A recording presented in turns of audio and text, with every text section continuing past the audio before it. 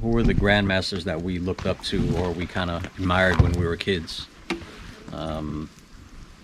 Man, when we first read that Filipino martial arts book by Dan Inosanto, man, all those guys in there. Bahala Na, Master Leo Garon. Who else? World War II. Yeah, World War II. You guys who were like in hostile territory when the Japanese were occupying the Philippines.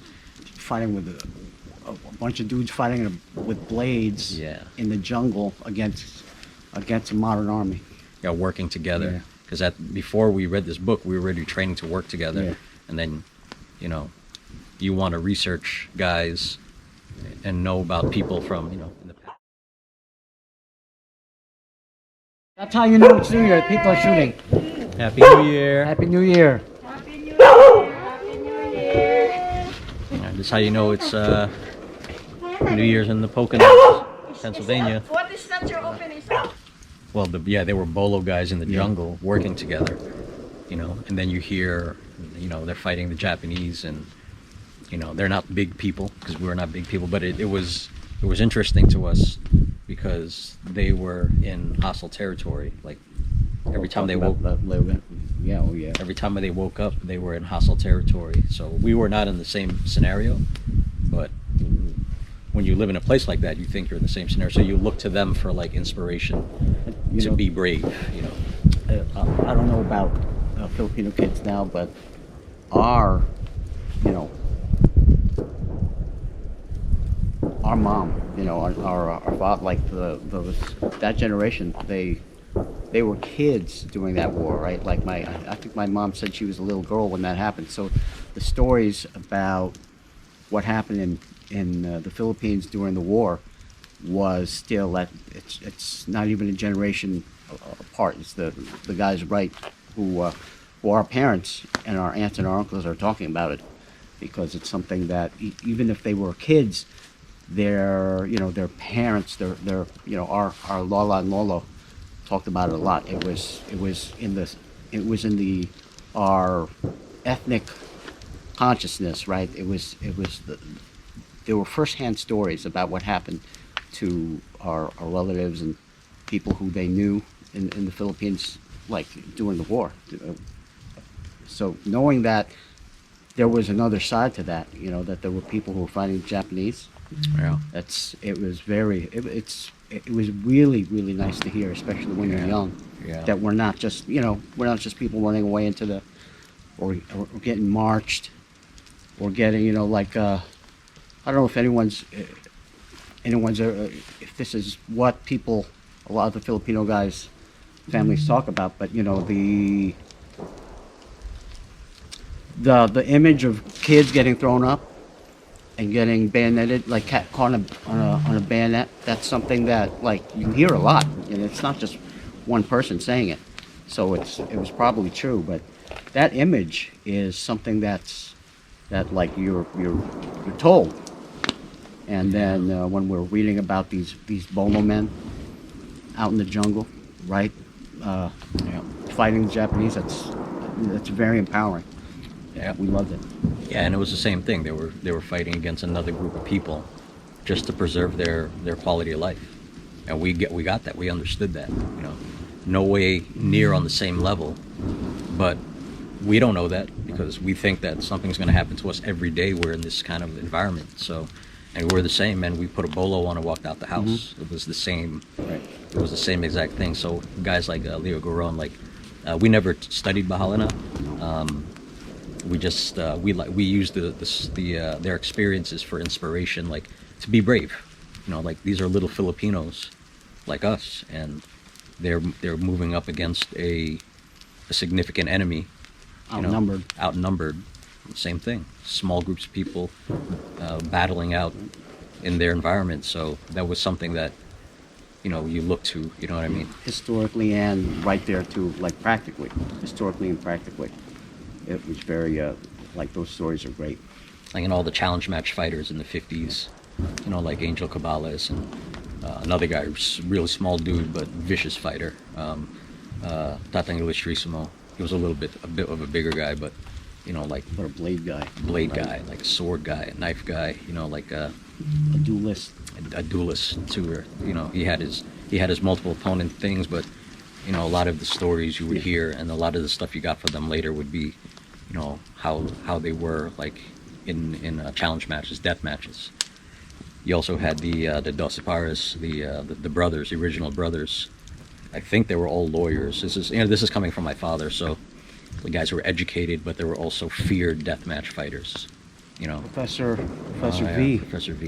And when we met him, he was already an older guy, but his just knowing that someone can be that senior and still move. That's the tannerite. They're shooting at tannerite. This is Blowing up dynamite sticks and tannerite. Or yeah. Yeah, another small Filipino, only made 120 pounds. Like this gave us motivation to be, because they weren't big, they weren't strong, they were skilled. Yeah. It was all about skill. And he was doing it way into his look at his 60s when you met him. He was not, Yeah, and just moving well, moving people around, throwing people around. yeah, throwing people around. And Santos Oh yeah, Manong definitely Dan. Manong Yeah. Dan. Yeah, you have guys like all the newer masters came in the 80s, Manong Dan, Remy Presas, Yeah. Leo Gahe. All of those guys were like, they're the ones who brought the Philippines to the United States as far as Filipino martial arts. And brought Filipino martial arts out and Yeah, really yeah. out. They really, Manong Dan, Master Leo, Yeah. Presas, they, when we first Paco started, Cañete, Del Cuesta, yeah. Yeah, they were. when we started, we were lucky because Karate. karate and kung fu Karate, was yeah. real popular, right? But and we'd be like, oh man, people should know about Filipino martial arts. But these guys were they were doing it. They were putting in the work, and it by the 80s it really paid off. People were loving Filipino martial arts.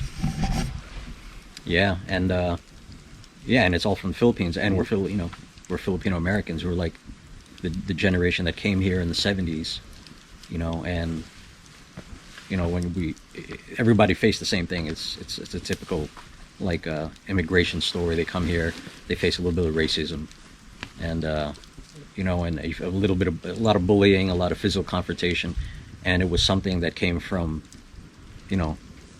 where we came from, the Philippines, that got us through. It's nice to know that something that came from where we originally are from helped us through something that was happening here against Filipinos. So it was good, and that's a typical immigration story, like you'll hear it. But we had the luxury of having Filipino martial arts with us, So And other people are also seeking out. That was yeah, that in itself is also very it was nice. It was it was very cool. And you had your culture. Yeah. You had your culture. Like, we are the Filipinos in Filipino martial arts. Even now, you see a lot of Filipinos starting their own systems, doing their own thing, and they're Filipino. They should. Yeah. That's their right. It's in their blood. They're supposed to be doing that. You know what I mean? You just got to be good at it. So people don't take it over. Every once in a while, we have people from the Philippines come after us and say stuff about Filipino Americans. It's rough. It's rough to hear it. I mean, I get where they're coming from. I guess they've had some bad encounters with Filipino Americans, and it's a rough thing. It's a little, because you think you're passing stuff on from the Philippines to here and keeping it going, and then they look at you a different way, and Oh yeah, so that it's not legitimate. Or and whatever. it's rough because we battle it out too, and my father came here in the 70s with my mom, and I remember my dad talking about if you had an accent when you picked up the phone for that first phone interview for a job, and you had a Filipino accent, they would hang up the phone. So he wanted to start a business where he would teach Filipinos not to have an accent on the phone, because once they get past the first interview and they get to the job site and they interview him again and they see they're good workers, they would hire him. But if they heard the accent, they weren't allowed to get past that first call, and then you come here and then there's a little more racism against Filipinos, and you use a Filipino martial art to even everything out. Right. You do your thing, and then it gives you a living. Like, we start our own thing and it becomes our living, and we're here as Filipino Americans, proud that this stuff came from the Philippines, and now the prejudice. the prejudice is not coming from here. It's come from people Back back from the home. country that we came from. So it's rough. It's a rough thing, but I get it. I understand where they're coming from. Yeah. Like I said, they might be interacting with Filipino Americans that they rub them the wrong way. But you got to remember, we are still in FMA, the Filipino. We are still the Filipinos in the Filipino martial arts. So we still represent that. Right. Absolutely. 100%.